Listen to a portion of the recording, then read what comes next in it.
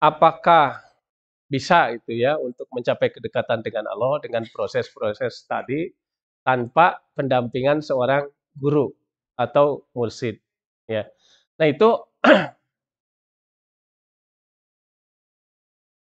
tidak bisa gitu ya, tidak bisa. Jadi eh, harus ada guru gitu. Ya harus ada guru, harus ada yang pokoknya harus ada guru. Ya harus ada guru. Tapi begini ya, ya kan ada yang mengatakan itu kalau eh, ada yang mengatakan barang siapa yang belajar tanpa guru, ya maka gurunya setan kan gitu. Ada yang mengatakan begitu. Ya, memang perkataan itu betul, tapi bukan berarti gurunya itu harus hanya seseorang gitu. Ya, gurunya itu harus hanya seseorang. Ya kalau orang tidak sama sekali memiliki guru, ya pasti gurunya setan gitu. Tapi kita kan kalau kita insya Allah banyak gurunya gitu. Ya, banyak gurunya. Dari mulai TK juga sudah ada guru ya.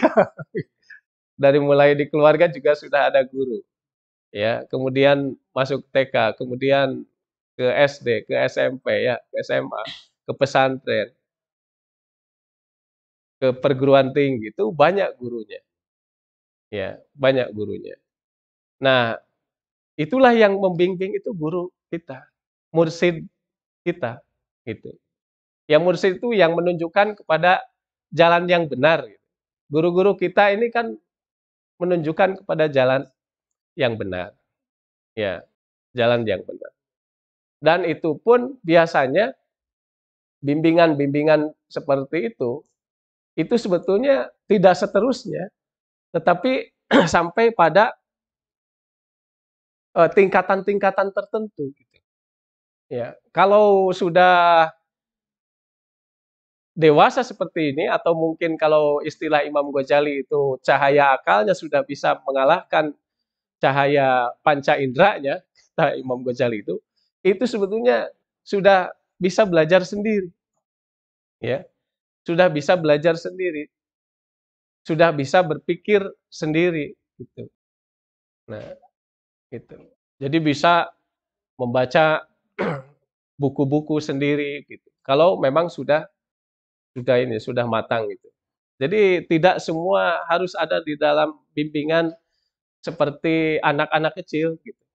Ya, jadi untuk orang-orang tertentu yang istilah Imam Ghazali itu cahaya akalnya sudah bisa mendominasi cahaya panca indera, itu bisa belajar sendiri. Bisa belajar sendiri. Saya kira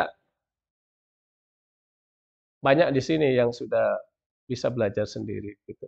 Ya, gitu. Ya. Jadi memang harus ada guru gitu ya. Harus ada guru. Kalau tidak ada gurunya, tidak sama sekali tidak pernah punya guru.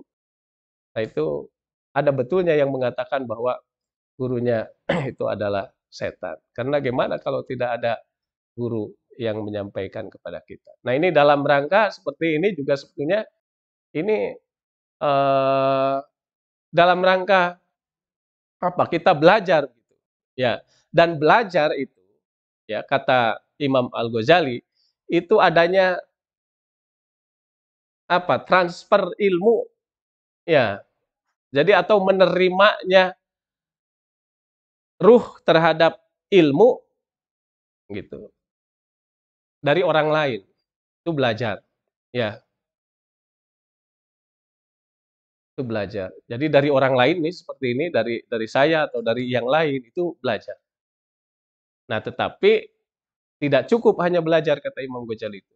Ya, karena belajar itu sangat terbatas gitu. Ya, sangat terbatas. Saya saja di sini ini hanya berapa jam gitu. Ya, nanti sudah tidak ada.